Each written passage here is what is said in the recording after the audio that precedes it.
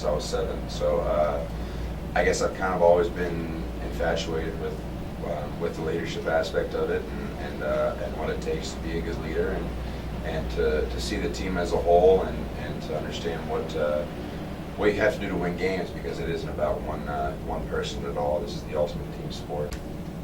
We're here with Freddie Bishop, defensive end from Western Michigan University. Freddie, being a defensive end, you're right there in the mix of every play you're going into contact. How, over the course of the season, how does that take a toll on your body? Oh, it takes a big toll on your body. Every play is physical. Every play you get into it with guys. Guys a little bigger than you, 300-pound linemen. So it really is. It's physically taxing.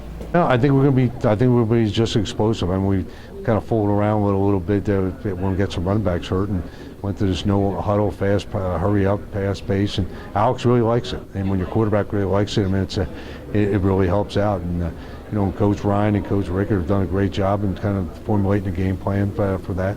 So, the thing is, the biggest thing is we lose Jordan White, who's a great receiver, and Robin Arhine, Caleb Ravenel, but we got talent. It's just a matter of, can those guys go out there and play, or they're going to be game ready?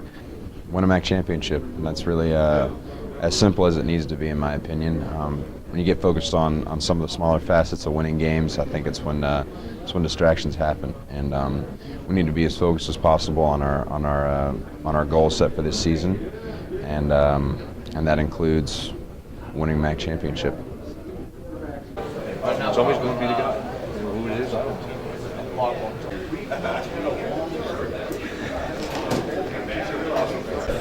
The head coach of the Western Michigan Broncos. I want to say hi to Bill Cute, always dapper.